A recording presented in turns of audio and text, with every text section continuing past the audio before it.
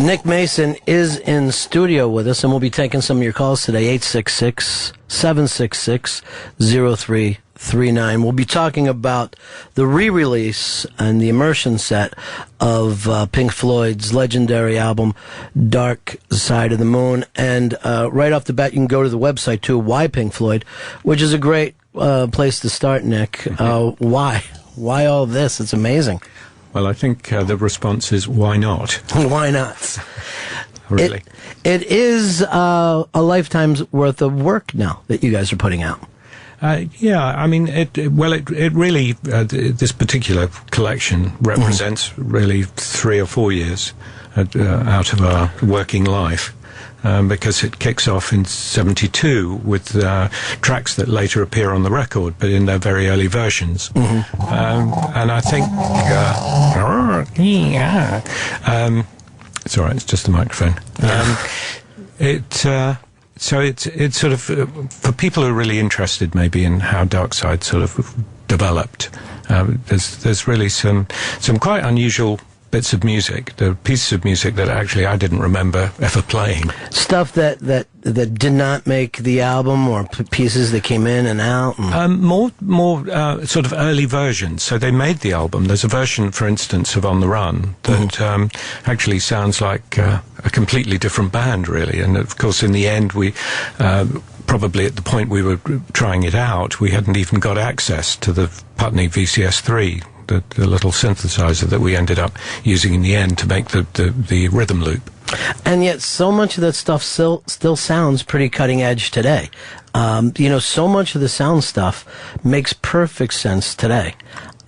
Which, does that surprise you, that you just saw that you guys were so far ahead of your time? Yeah, I think it probably does surprise me in a way, although I think a lot of it is a testament to EMI and Abbey Road in particular, because Abbey Road, I think, well, it's quite interesting realizing that, the Beatles were doing Sgt. Pepper at the same time, and I think that has the same sort of sonic qualities and the same raft of ideas, both technical and musical. And it is about an operation where the guys that were in it, people like Alan Parsons, were so well trained, because there was an apprenticeship system there, really. So they were all superlative recording engineers by the time they were put in a senior position. And I think that made a huge difference, because the quality of this stuff, some of which is 30, 40 years old, is really remarkable. And in the DVD, as part of this, it goes through and shows a lot of the looping that was done and tape samples and all. And at the time, it probably seemed like odd ideas, particularly some of the interview stuff that showed up on there, which now those voices were all, trained to accept. But at the time, it must have felt, kind of shocking for people. I'm not sure about shocking, but I mean, it was sort of unusual. But we're talking about the voices on Dark Side. Yeah, I mean, it's interesting looking back on them, because I think we made some reasonably smart decisions. I mean, it's fairly well known, but we also recorded about 7 or 8 people. We actually probably recorded a dozen, and then used the ones we felt had the most sort of meaning, or were the most interesting voices. But we actually discarded Paul and Linda McCartney, because we felt that maybe it might sort of detract slightly from the whole sort of concept of the album to suddenly have celebrity voices in there, but also because they were a bit more guarded than the other people. And the other people had no idea, of course, that this little thing that they did would go on throughout their lifetimes. I mean, this will outlive everyone. No, they didn't, and of course neither did we. Yeah. I mean, we thought we'd made a good album, but it wasn't as though we listened to it and went, this should be good for the next 30 years. Well, I think the amazing thing, too, is that it just... The peak of everything that you had been working for album after album. I mean, even with the metal album, you guys were still considered an underground band, an art band, and then Dark Side of the Moon comes out, and there's no way to understand the kind of success that was coming your way after that. No, I think that's absolutely right. It's partly to do with timing, I'm very proud of the album, but no one would have known that it was going to take off in quite the way it did. And, it changed everything for us, because we moved from being, as you say, underground to being fairly overground. Now, was that success tough to deal with? Was it hard, or? No. No. Success In what is nice. way? Well, the because embarrassment of someone giving you a big check. well, now you have the pressure of following that up, and I will say that Rolling Stone is doing the cover story this week. Is Dark Side the album that doomed Pink Floyd? Basically saying that, I guess it was so successful, everything happened, that the cracks had to start there in terms of the band. Yeah, I think I'd take issue with the Rolling Stone concept. I mean, I wouldn't say that a successful record was necessarily the problem, if you like. And I mean, I think given what happened afterwards, which was Wish You Were Here and The Wall and so on, I wouldn't say it may have shown some first cracks. Right. But they would have shown up anyway, sooner or later. Because you think there's somewhat of a finite thing to what a band how long these guys can hold together and do this. Well, it varies from band to band. Keith and Mick have managed it for sort of 40-plus years. The Beatles didn't manage it for that long, really. The world is full of bands with... what you do seem to quite often need are two protagonists who will interact and produce something, and sometimes they can hold that together for a long time, sometimes they can't. Well, you had that in your band, and at the time, I guess you didn't even realize that there were protagonists, did you? I think Roger was always... It was always Roger. It was always Roger, and then whoever else. No, that's unfair. But no, I think the problem. I say the problem. The way bands tend to work, by definition, tends to be a sort of democracy, and democracies are quite tricky if you've got basically 4 dictators. Right, but it also becomes a little more difficult, again, I guess, after the success of who now gets the success, who now is the one who's considered the genius of the band. And I think the press starts to pull that apart as well as the fans. Yeah, I think they do. I mean, quite often you get sort of loaded questions. I think you're right, that they sort of like to engineer a bit of that sort of aggravation. Why Pink Floyd is the website to look into this Immersion series, because this is the first of quite a few that you guys are going to be putting out. Well, the idea is, to some extent, to see how much people enjoy it. The idea is to do this perhaps 3 major albums initially, which is obviously Dark Side, and then do Wish You Were Here, and then do The Wall. But if people do respond well to it and like the concept, I'd really like to do maybe the early albums for one thing, and maybe not built around just one album. Maybe take 2, Saucer and Piper, and do more of how that all came about, because we do have.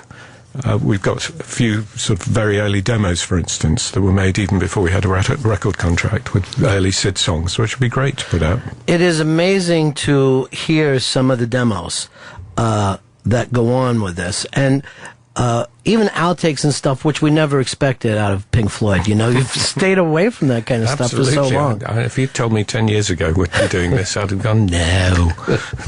So the point now, too, this is maybe one of your last chances to be able to physically hold the products of Pink Floyd, too. I think that was one of the driving forces that led to this coming out. There was a sense that it is going to be goodbye to the physical product and all the artwork and graphics that go with it. And it was a sort of sense, I think, that it'd be really nice to sort of celebrate all the work that Storm Thorkildsen and Hypnosis have done for us. Well, that is the great thing about it is Pink Floyd was always such a visual band, which is strange because you guys work through music, but visually you always had big stage shows. The artwork was always great on the album. Everything was always thought out on the album covers. And these were the kind of albums I think that a lot of kids grew up listening to alone, but with the album cover on their lap at the time, looking at it, reading it, you got to know this. And it is such a coming of age record. I mean, there's a slight feeling of doom, or at least the pressure of adulthood, that I think kids will relate to throughout the ages. Yeah, I think I mean, from the songwriting point of view, it's quite remarkable because I'm now fond of saying that inside Roger, when he was 23, there was a really angry 60-year-old waiting to get out. But the lyrics are as relevant to a 50, 60-year-old as they are to a teenager. Yeah. We'll take some of your questions, 866-766-039. We're on with Nick Mason, Classic Vinyl, Channel 26, and Nick will take your questions about anything Pink. Let's go over here to Chris in Baltimore. Chris, you're on with Nick Mason. Hi, Mr. Mason. It's an honor to speak with you. I'm a huge fan, and I just want to start by saying thank you so much for all the great years of fantastic music, and even your solo projects I absolutely love. Thank you. And when I saw you perform for the first time on Pink Floyd at Pompeii, I'm just blown away by your style and how perfectly it fits Pink Floyd. Put all that aside, I want to get to my question. You're widely regarded, I think, by a lot of fans as kind of the linchpin between Roger Waters and David Gilmour, and I think, whether you may like it or not, I think a lot of people pin the hopes for either another album or a reunion tour or something on you, because you're sort of in the center there, and I think you're kind of known for being in the center there, and wanted to get your thoughts on that. And we'll let Nick answer. Do you feel like you're in between those two? I mean, you're the one person who's been able to play with both those. Both of them. Yeah, but I'm not. I don't think I'm the mediator per se. I can't actually persuade them to work together or sort of change their feelings, but at least, I'm sort of fairly comfortable at being, I won't say a conduit, but I can sometimes see both sides of the story. And is it more professional differences between them, or is it personal stuff? I mean, you'd have to ask them, but it's basically it's about the music and about attitudes to how they think things should be done, and the way that things should be done, and so on. Plus a bit of ancient history. But the ancient history will always be there when guys grow up together, you travel together. Absolutely. It's a very, very tough thing. Let's go on, take some more of the questions. Let's go over to let's go to Chris in Toronto. Go ahead, Chris. Hey, Ron. Hey, Nick. Hi. Nick, the Animals tour, was it ever recorded, and will you be releasing any of those shows for the Animals tour? I don't think we've got any of the Animals shows recorded properly, and I think it's a great shame, and it's something we should have thought about much harder at the time. But of course, no one really thought that there would be that interest in reviewing those shows now. We're certainly always looking for tapes and to see whether, in fact, we've got enough to be able to make a proper Animals live show. But no, the answer, sadly, is we don't seem to have anything. We might be able to find really good quality stereo tapes, but we certainly haven't got a multi-track, which would be the great thing to be able to do. That's what's good about the Wembley version, the 74 version in the Dark Side Immersion set. But that's true of Wish You Were Here as well. We're really short on live material, partly because everyone became so paranoid about bootlegging that there was a feeling that we didn't really want feeds off the mixer anyway. So most of those things would have been installed at the time. That was very, very big in the 70s, where the bootleg albums went out. But the sound on the live stuff on this is pretty amazing.